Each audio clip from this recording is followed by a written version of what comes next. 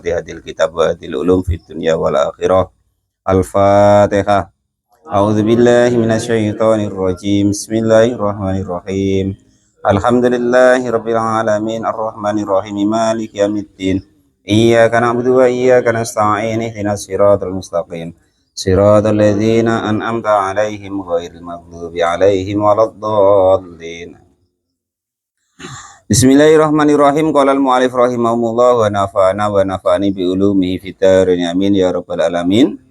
Qauluhu ghairu mubtadi, dari nadam yang faqon nabiyina fi khalqi wa fi khuluq walam yudanuhu fi ilmin wala karam wa kulluhum min rasulillahi multamis ghurfan minal bahri aurasfan minad dai. Oh, bukan yang itu ya, yang atas ya. Summa sholatu wassalamu sarmada ala nabiy khairi man qad wahada wa ali washabi wa man tabi sabila dinal haqqi ghairu mubtadi, yang tidak berbid'ah. Nah, sekarang kata-kata ghairu mubtadi yang tidak melakukan bid'ah atau yang disebut bid'ah ya. Tidak sampai situ Bang. Ghairu mubtadi itu dalam kurung.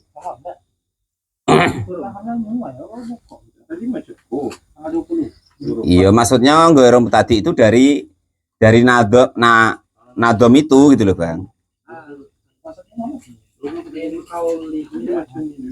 Nah, itu kata-kata ghairu mubtadi ini dari nadom itu gitu maksudnya. Sekarang dijelaskan kata-kata ghairu mubtadi maksudnya apa gitu ya. Yang tidak berbid'ah itu apa gitu ya. Khalun, kata-kata ghairu mubtadi itu khalun terkibnya sebagai khal dalam keadaan yaitu orang-orang yang tidak melakukan bid'ah. Min qaulihi, dari dawuhnya Kiai Musharraf nazim, wa mang tabi wal mubtadi. Wa mang tabi dan orang-orang yang mengikuti, wal mubtadi dan orang yang tidak berbid'ah. Wal mubtadi'u, dan adapun yang disebut bid'ah itu orang yang berbuat bid'ah itu man orang-orang kharaja yang keluar anil haqqi dari kebenaran. Wa adapun bid'ah itu madmumun tercela. Bid'ah itu tercela. Nah, sekarang itu yang apa itu namanya marak itu ya dikit-dikit bid'ah, dikit-dikit bid'ah. Bid'ah itu nanti ya macam-macam. Nah, ini keterangannya ya. Qala, sudah berkata siapa al ulama, para ulama. Al bid'atu, adapun yang disebut bid'ah lugatan dalam tata bahasa itu ma sesuatu karena yang ada apa ma ada itu mukhtarian, tidak mengikuti, ala ghairi misali sabiki, atas selain contoh-contoh orang-orang yang terdahulu. Itu nggak ada contohnya sama sekali gitu. Itu disebut bid'ah dalam tata bahasanya.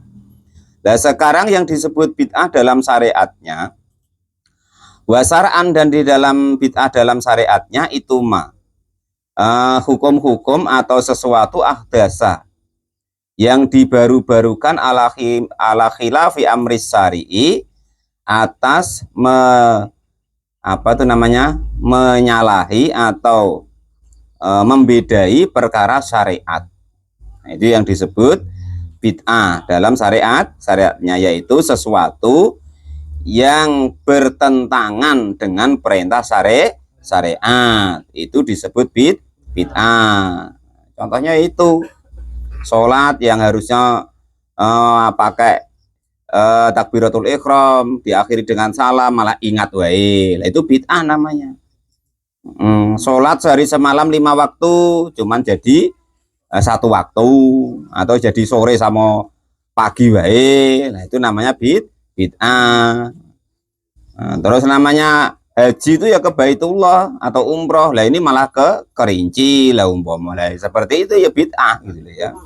Qala al-mu'allif rahimahullah.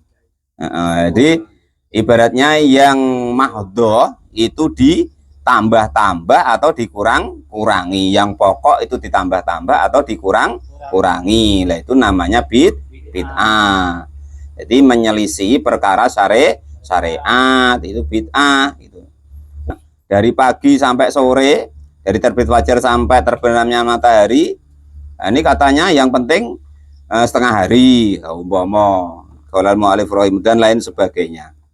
Nah itu namanya bid'ah yang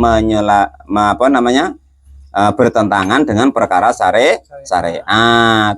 Tuh. Ya kalau kok orang baca tahlil, orang baca yasin, ada perintahnya baca tahlil, dzikir, ada kan? Ya berarti ya tidak bertentangan dengan syariat. Ada perintahnya baca yasin, ada baca Al-Quran, ya berarti tidak bid'ah. Lah perkara kumpul-kumpulnya, ada perintahnya kumpul-kumpul atau larangan kumpul-kumpul, ada, ya kan? Kumpul-kumpul boleh, ya sudah. Kumpul-kumpul dzikir kok tidak boleh. Hadisnya yang hafal Pak Janis. Kalau orang kok kumpul-kumpul berzikir kepada Allah, ya Allah ingat kepada orang itu di dalam perkumpulan. Kumpul kebu gupat kabel lah nanti. Kebu, apalagi lagi hubang kebunya ya. Lah sekarang gini ya, sudah jelas ya yang disebut bid'ah ya. Nah, perkara kita mungkin subuhan dikata sama orang bid'ah segala macam, yang penting tahu yang disebut bid'ah itu apa. Perkara yang menyelisihi daripada syariat, tidak ada perintahnya dalam syariat atau tidak ada contohnya dalam syariat. Itu gitu, itu disebut bid'ah. Bahkan di sini oleh para ulama ya kan, wa ya adapun bid'ah min khaisuhiya. Nah, dari sekiranya adapun bid'ah itu mungkosimatun, terbagi ila aksamin kepada bagian khamsatin yang 5. Bahkan bid'ah itu menjadi 5. Nah, gitu ya. Ahadu adanya pun yang pertama itu wajibun, bahkan wajib dibid'ahi. Nah, itu seperti itu ya kan. Ada bid'ah yang wajib. Nah, diingat-ingat itu. Nah, kalau kok tidak ada bid'ah itu bahaya sampai sekarang. Bahwa adapun bid'ah yang wajib itu perkara bid'ah tanawalathu yang diperbolehkannya kepada bid'ah apa qawaidul wujubi, yaitu kaidah wajib. Wa adalatihi dan juga dalil-dalilnya perkara wajib minas suru'i dari syariat. Dicontohkan di sini kata twinil Qur'ani seperti pembukuan Al-Qur'an. Di zaman Nabi nggak ada ya. Quran tuh kok dibukukan 30 juz jadi satu, nggak ada. Nah, kan karena di zaman Nabi nggak ada terus dibuat, berarti bid'ah no. Nah, jadi bid'ah itu pengertiannya seperti itu. Bahkan ada yang wajib, contoh seperti ini. Pembuatan madrasah-madrasah, pembuatan pesantren-pesantren ya. Itu zaman Nabi mana ada pesantren dikatakan bid'ah gitu. Qaulal mu'allif rahimahullah, aneh-aneh baik ya. Jadi ngaji itu yang sampai. Ya seidah-idahnya kalau kita tahu seperti ini, mau Pak Lupi dikata orang bid'ah, Pak Roja dikata orang bid'ah, jadi tenang wae, santai-santai kan itu. Banyak sekali bid'ah yang tidak kita ketahui. Di sini contoh ya kan, pembukuan Al-Quran. Umpama dibantah ini umpama. Pembukuan Al-Quran kan di zaman sahabat, Pak Ustadz. Nah, zaman sahabat kan memang dianjurkan Nabi. Kita mengikuti Nabi dan mengikuti sahabat. Terus ini ditanya ya kan, di zaman sahabat pembukaan Al-Quran tuh belum ada titiknya, apalagi kok harokatnya, titiknya, tasdidnya yang enggak ada. Diterangkan seperti kemarin itu, nanti ada keterangannya, ilmu jamati dengan titik 1 di bawah dan lain sebagainya. Jadi titik-titik itu sudah di zaman tabi'in dibuatnya itu. Qaulal mu'allif rahimah dan lain sebagainya. Ya kalau kita nak murni pakai apa namanya, nggak pakai bid'ah-bid'ahan, ya Quran itu yang seperti sekarang nggak ada. Kok dibukukan seperti kita ini nggak ada. Bahkan dibukukan secara massal itu sudah di zaman di Beirut, Mesir. sudah sekitar tahun berapa Hijriah gitu ya. Secara massal itu dicetak di situ mulainya. Sudah mulai ada teknologi ya. Jadi bahkan bid'ah sendiri dalam perinciannya itu ada yang wajib. Contoh ini tadi yaitu pembukuan Al-Qur'an, wasaro'i, dan juga pembukuan kitab-kitab syariat. Contoh para mujtahid dulu ya kan. Nah, itu yang menjadi wajib. Kalau kok tidak ada pembukuan syariat Pak Lupi, tidak ada mujtahid, Pak Lupi bingung, di Quran tuh semuanya perintah. Nah, dan tidak bisa membedakan kita mana perintah itu yang wajib, mana perintah itu yang sunnah, mana perintah itu yang jaiz. Nah, contoh, faida farokta fangsob. Nah, ketika sudah selesai satu ibadah, terus segeralah beribadah yang lain, kan perintah, fi'il amar. Contoh lagi, innallaha wa malaikatahu yusholluna ala nabiyya ayyuhalladzina amanu shollu. Bersolawatlah kalian semua, kan perintah. Ya walaupun kalau tahlilan ya diaminin gini sama Pak Lupi kan. Ya enggak apa-apa. Perintah diaminin ya terserah gitu, tapi ya enggak apa-apa. Faedahnya sama, satu faedah namanya tulab. Termasuk doa, amar, nahi, mausul dan lain sebagainya, itu namanya faedahnya tulab, ingin sesuatu terserah gitu ya. Tapi kalau diaminin jadi 10. Kalau diamin mau 10 lipat. Itu bedanya begitu ya. Andai kan kok Pak Lupi tidak gini, kan niatnya berarti baca Quran. Kalau niatnya baca Quran beda. Per hurufnya 10 kebaikan. Tapi kalau niatnya doa berarti 1 kebaikan dalam satu ayat itu. Gitu bedanya cuman begitu ya. Sama ketika itu loh, apa namanya? Wa'fu anna wa'gfir lana warham, kita kan begini. Boleh Pak, boleh. Siapa enggak boleh, itu doa kan. Tapi kalau niatnya baca Quran, niatnya enggak doa, itu berarti satu hurufnya 10 kebaikan. Wa'fu anna wa'gfir lana warhamna, wa'fu itu sudah 4 huruf, berarti 40 kebaikan. Tapi kalau niatnya doa dari wa'fu anna sampai terakhir 1 kebaikan. Itu begitu prosesnya. Apanya beda ya? Harganya beda gitu ya. Qaulal mu'allif rahimahullah. Sesuai dengan niatnya. Tapi ya itu jangan untuk berdebat Kang Dedi ya. Engko Kang Dedi ono kancane ngene terus orang baca Quran aja, nanti Kang Dedi tidak bisa jelaskan. Ini untuk kita belajar supaya tahu bahwa begitu prosesnya ya. Qaulal mu'allif rahimahullah. Ya. Jadi kalau tidak ada para mujtahid, kita tidak tahu tentang sholat, semuanya tuh ya perintah, tentang sholat semuanya larangan yang larangan ya kan. Cuman kita tidak tahu mana larangan itu yang batal, mana larangan itu yang makro, nggak tahu.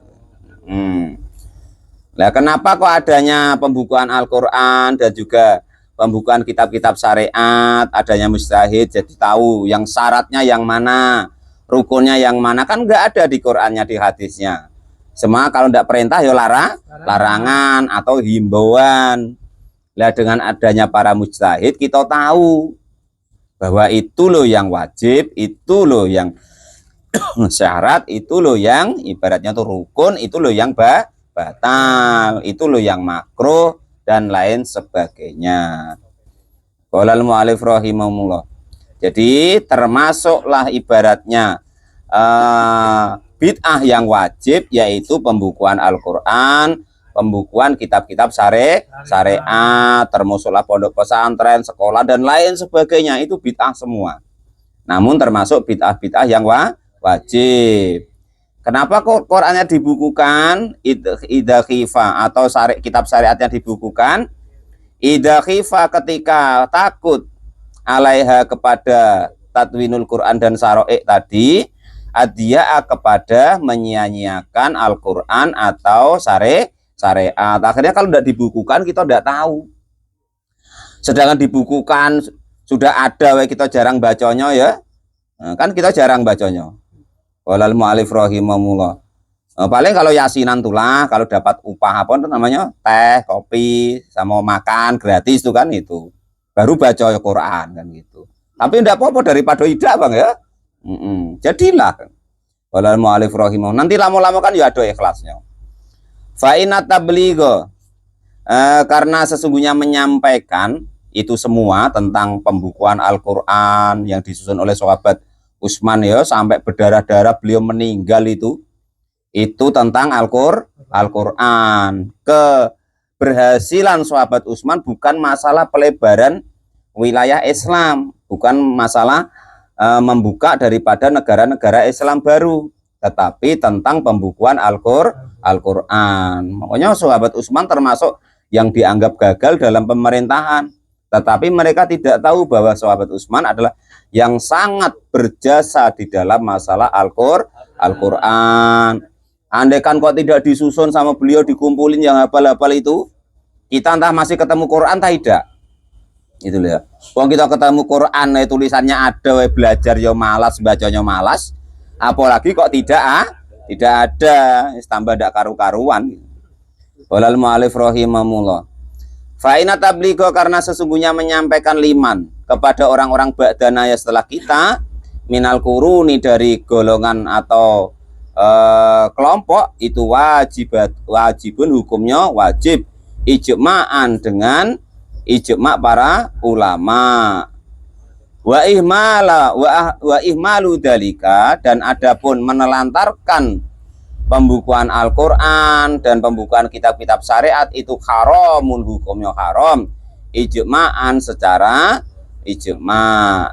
Walal mu'alif rahimahullah. Jadi itu ya. Jadi kita harus pahami bahwasanya tidak semuanya bid'ah itu dolalah. Tidak semua bid'ah itu dolalah. Ya. Bahkan nanti gini, kalau menurut ahli nahwu dan shorof itu kata-kata kulun itu ada yang mananya tarkik. Tarkik itu bermakna terkadang, gitu ya. Terkadang bid'ah itu menyesatkan gitu. Walal mu'alif rahimahullah. Jadi tidak semuanya kulun maknanya di situ. Nanti dipelajari lagi di nahwunya ya. Zada menambahi siapa badul mutaakhirina, sebagian para ulama-ulama yang sekarang, minal bid'atil wajibi, dari bid'ah-bid'ah yang wajib, ala kifayatil, atas hukum fardu kifayah, apa al istighalu, termenyibukkan diri biulumil arabiyati, dengan ilmu bahasa Arab, al mutawaffiqah, yang bertumpu alaiha, kepada Arabiyah, fahmal kitabi, dalam memahami kitab-kitabnya Allah subhanahu wa ta'ala, wasunnati, dan juga sunnahnya, hadisnya baginda Nabi Agung Muhammad Shallallahu Alaihi Wasallam. Termasuklah yaitu wajib, bid'ah yang wajib, kan nahwi, seperti ilmu nahwu, wasorfi, dan seperti ilmu sorof, wal ma'ani, dan ilmu-ilmu tentang ibaratnya maksud daripada maknanya kata. Kok ada alnya, ada ininya, ada baknya, itu maksudnya apa, itu namanya ma'ani. Wal bayani, dan juga ilmu bayan, keterangan ataupun usul fikih. Nah, itu seperti itu ya. Dicontohkan kemarin itu loh ya. Nah, kata satu kata itu nanti menjadi berbagai hal makna dan maksud. Nanti kata-katanya berubah, harokatnya berubah, ya artinya sudah berubah. Nah, itu seperti itu. Dan untuk tahu daripada hal aslinya itu ya perlu nahwu, perlu shorof, dan lain sebagainya. Lah kalau di situ kok ada alnya, ada huruf jernya, dan lain sebagainya, lah itu juga ada makna dan fungsinya masing-masing. Contoh kemarin alhamdu ya. Perasaan kita kan tidak hal itu. Padahal alhamdu, alnya di situ menyimpan, kalau dalam tata bahasa nahwunya, alnya berfaedah jamak, berarti dimaknai semua pujian dan lain sebagainya. Kalau kok tidak dipahami kan ngawur jadinya. Kan gitu. Qala al-mu'allif rahimahullah. Bi khilafil urudi, berbeda dengan urut. Urut itu untuk nyanyi-nyanyi ya. Wal qawafi, dan juga qawaf, wa nahwa, dan sepadannya urut dan qawaf. Ya, gunanya lagi nahwu, shorof, dan lain sebagainya, wa tamyizi shahihi, dan juga membedakan hadis-hadis, membedakan yang sahih, wa tamyizi shahihil ahadisi, dan membedakan sahih najis, min sakimiha, dari najis-najis yang rusak atau hadis-hadis yang doif. Nah itu begitu. Jadi umpama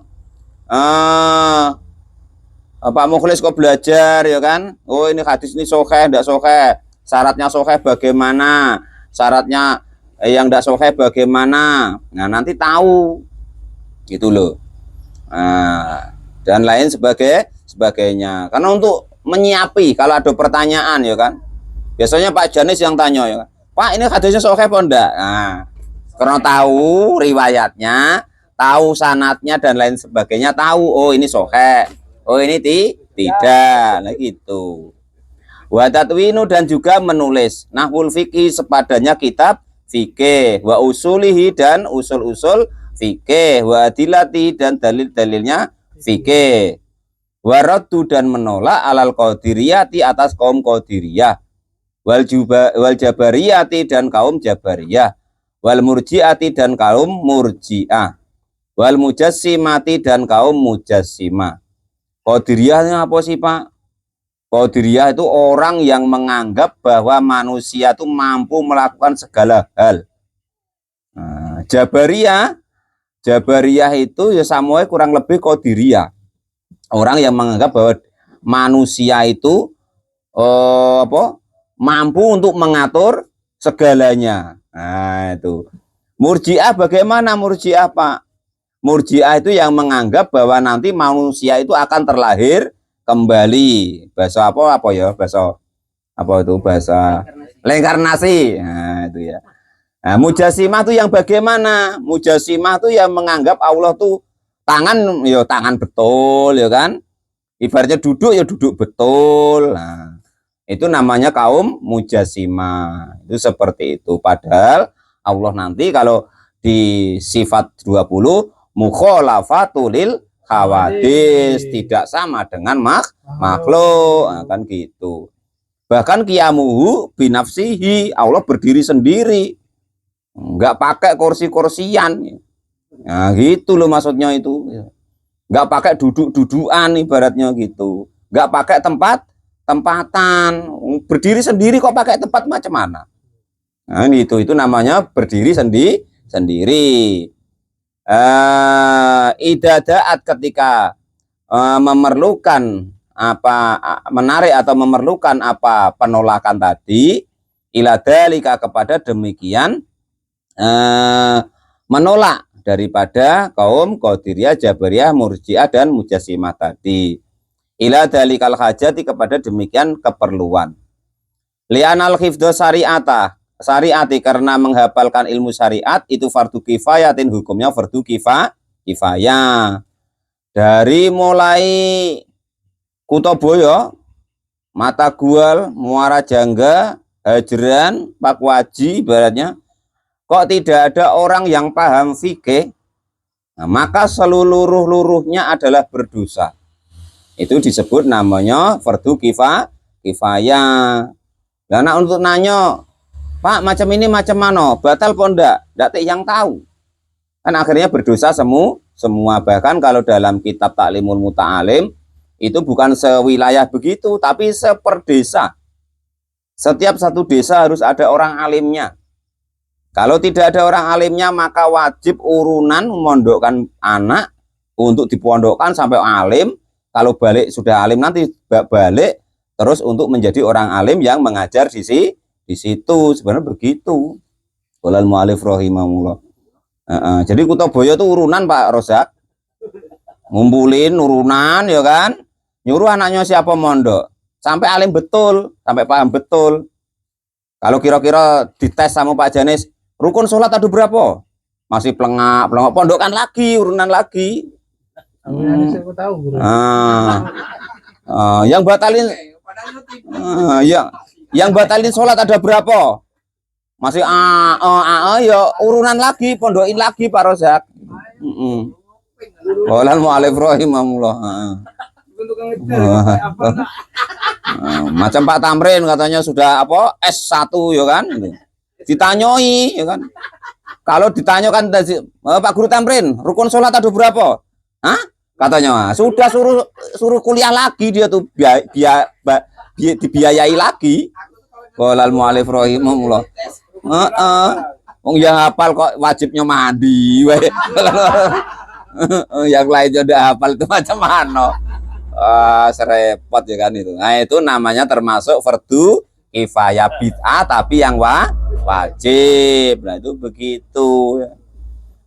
Kalau belum hafal nanti tanyai Pak Janis ya. Gurumu tanyai. Pak Guru, yang batalin sholat ada berapa? Rukunnya sholat ada berapa? Nanti kalau tidak tahu urunan lagi orang Sekutoboyo itu. Nyuruh dia apa kuliah lagi ya kan sampai dia tahu. Walal mu'alif rahimahullah. Kalau tidak dibawa ke Jambi tempat bininya malah ya kan sangunya repot nih.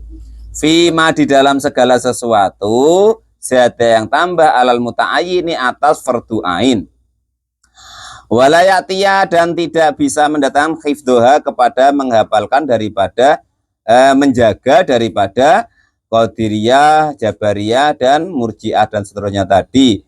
Illa bidzalika kecuali dengan menolaknya.